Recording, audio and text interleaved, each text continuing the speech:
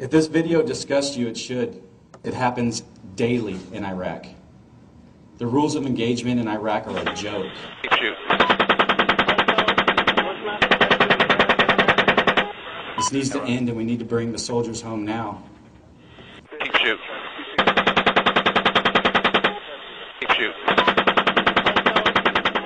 There's some remarkably disturbing footage out today of a U.S. helicopter engaging with some folks in Baghdad in 2007. Do you think that sort of activity on its face appears to have been appropriate? Obviously, it is very graphic in nature, and it's and extremely tragic. Once you get on, just open off. Our military will take every precaution necessary to ensure the safety and security of civilians, and particularly those that report in those dangerous places on behalf of news organizations. You are free to engage over. All right, we'll be engaging. Roger, go ahead. Roger, damn it. Speed coming around. Just fucking, once you get on, just open off. Roger, yeah. I see your element. You got about 4 Humvees out along. You're clear. All right, firing. Line here. When the space line, let me know when you gather. One shoot. Light them all up. 202 traffic, 260. Come on, fire. Hey, Roger. And the rules of engagement in 2007, when this happened, was if you feel threatened by anybody, you're able to engage that person. Many soldiers felt threatened just by the fact that you were looking at them. So they fired their weapons at anybody who was looking at them because I felt threatened. We were told that if we were to fire our weapons at people and we were to be investigated, officers would take care of you. We were given orders for 360-degree rotational fire whenever we were hit with an IED. We were told by our battalion commander to kill every motherfucker on the street. Many soldiers would not do that. We decided that we were going to shoot into the rooftop of buildings because if you didn't fire, the NCOs in your platoon would make your life hell. This happens on a daily basis. I've watched it with Bradleys destroying vans full of children who were in the way when an IED went off. The destruction of the Iraqi people happens on a daily basis. People just going to the markets. People just going to work. Children playing in their front yards. This is my experiences that day. That day started out much like many days in Iraq. We were woken up about 2:30 a.m. to prepare for a mission, one of many that seemed pointless. Our battalion commander called them Ranger Dominance, but many of the soldiers, such as myself, dubbed them Ranger Dumbass. These missions consisted of 2 companies walking through New Baghdad, unprotected from snipers and IEDs. We dreaded them and despised our battalion commander because of them. That morning, we gathered at the gate of the Fab Rasamaya, preparing for our death march into town. It was now about 4 a.m. in the morning when we heard the sirens for incoming. Boom. First one, not very far away from us. Boom, this one a little bit closer. We were now used to this by now, and although afraid inside, we knew that if we ran for cover, we'd look like cowards in the eyes of some of our NCOs. So the majority of us just stood there, praying that a mortar wouldn't land on us. The bravado of trying to look hard was what we lived by. We were 1st Infantry, the toast of the Army, the favorite son. We were the 216 Rangers. We prided ourselves on being tougher than anyone else. But looking into the eyes of these 18 and 19-year-old kids, you could see the fear, the uncertainty. Finally, the mortar stopped. "They know we're coming," said one of the privates in my squad. I tried to reassure him that they didn't know we were coming that day. It was just a coincidence, although not believing my own statement myself. We began our march in the early morning hours. There was hardly anyone on the streets. It was quiet, almost peaceful. You could get caught up in the silence if you weren't so afraid of being shot in the throat or in the thigh by a sniper. Snipers usually went for these areas because they were unprotected. The throat for obvious reasons, and the thigh for your femoral artery. Many of us usually walked with the buttstock of our M4s close to our neck for an almost futile attempt at protecting ourselves. Our mission that day was to cordon off an area of New Baghdad and perform what is called knock-in searches, which basically consists of us knocking on the doors of homes, asking to search, the home for militia-related materials, weapons, or bomb-making materials. Although it was more of a demand, and if they refused, it gave us proper cause to destroy the home by searching more vigorously. The hours passed of doing this, and we were finding absolutely nothing, getting extremely hot and agitated. Some of us began messing around taking pictures because there was nothing else to do. Finally, we were informed that we were closing up shop. I remember being thankful because it was over 110 degrees that day, and the hot water we were drinking was providing no relief. We started funneling into an alleyway to leave the area when some locals on rooftops above us started firing their AK-47s at us.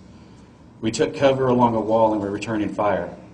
We could hear other fire coming from another platoon just a few blocks from us as well. On the net, we could hear that they were taking small arms as well as RPG fire. See all those people standing down there? Stay firm. Have 5 to 6 individuals with AK-47s. Request permission to engage. Roger that. We have no personnel east of our position, so you're free to engage over. You're clear. All right, firing. Line here. When the state line, let me know when you gather. One shoot. Light them all up. 202 traffic, 260. Come on, fire. Hey, Roger. That's when I heard it. The very distinct fire of an Apache 30mm cannon. And again, over and over. Keep shooting. It was very close. We need to move to that position now, came over the net. All right, we just engaged all 8 individuals. Myself and the team of soldiers I was with began running in the direction where we heard the Apache fire. God damn it, Kyle. All right. I hit him. Got a bunch of bodies laying there. Oh yeah, look at those dead bastards. Nice. Good shoot. Thank you. I was not even close to prepared for the carnage that I was about to walk onto. I saw what appeared to have been 3 men on a corner. Got that big pile of bodies to the right on the corner. Yeah, Ryder. We got dismounted infantry and vehicles. Over. It was an extreme shock to my system. They didn't look human. I know that they had to be at one time, but the destroyed carnage that I was looking at didn't appear to be. Then there was the smell. The smell was unlike anything I've smelled before. A mixture of feces, urine, blood, smoke, and something else indescribable. I saw an RPG next to one of the men and an AK-47. 1-8, we also have one individual appears to be wounded, trying to crawl away. He's getting up. If he has a weapon though in his hand, All I gotta do is pick up a weapon. come on, buddy. If we see a weapon, we're going to engage. Now, Bushmaster, we have a van that's approaching and picking up the bodies.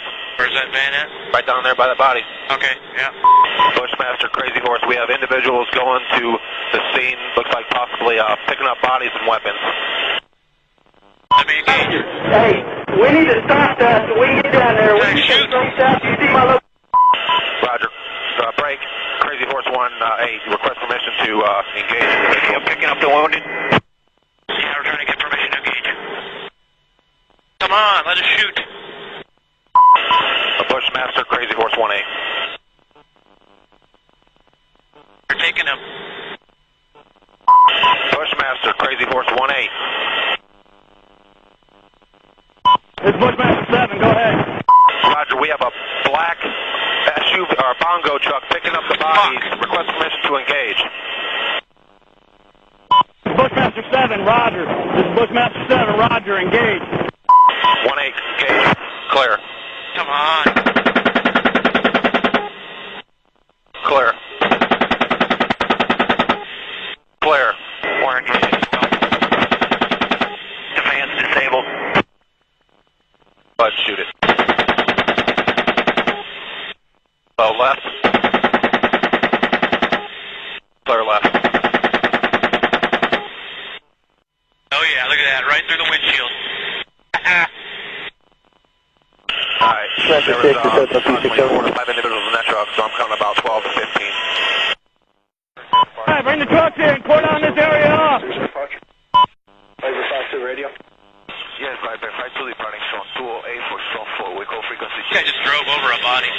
Yeah. Viper 5-2, report free chain zone 4. Maybe it was a visual illusion, but it looked like it. Oh, they're dead, so. Van that was engaged Looks like a kid. Over. Crying. I hear crying. Not cries of pain, but that of a small child who had just woken up from a horrible nightmare. Yeah, it looks like we got some slight movement from the van that was engaged. Looks like a kid. Over. I saw that there was a minivan, and the cries appeared to be coming from it. Myself and another soldier, a 20-year-old private, walked up to the passenger side van and looked inside. The private that I was with reeled back, began to vomit, and quickly ran away. What I saw when I looked in the van was a small girl about 4 years old on the passenger side of the bench seat. She had a severe belly wound and was covered in glass. Roger, we need to evac this child. She's got a wound to the belly. The glass was in her hair and also in her eyes. Next to her, half on the floorboard, with his head resting on the seat, was a boy about 7 years old. He wasn't moving, and from the severe wound to the right side of his head, my first thought was that he was dead. In the driver's seat was who I immediately concluded must have been these children's father by the way he was hunched over the children in a protective manner.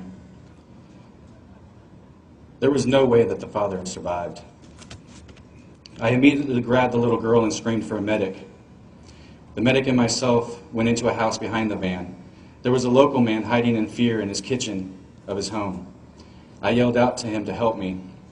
He stood up and quickly grabbed a bucket of water, which the medic and I used to clean the girl off.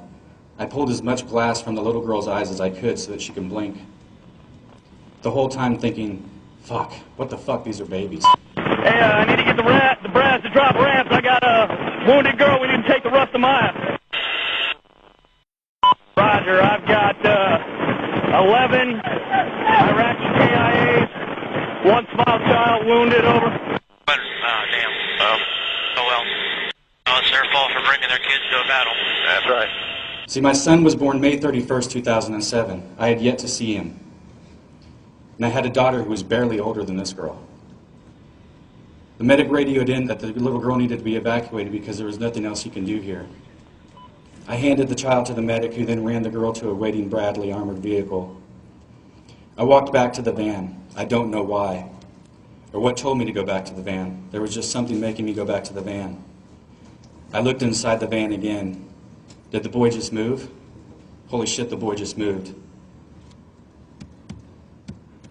I grabbed the boy from the van and held him against my chest. I was screaming at this point, the boy's alive, the boy's alive. I started running to the Bradley in hopes that it wasn't leaving. At this point, the boy looked up at me. Then his eyes rolled back, and my heart sunk. It's okay, I have you. It's going to be okay. Don't die, don't die. I squeezed him a little bit tighter. I put him into the Bradley as gently as I could. Can you tell battalion the 2 civilian children casualties are coming back to Restamai and the Bradley, over? Roger, that's negative on evac and the 2 civilian kids to Rusty. They're going to have the IVs will take them to a local hospital, over. What the fuck are you doing, McCord? It was my platoon leader.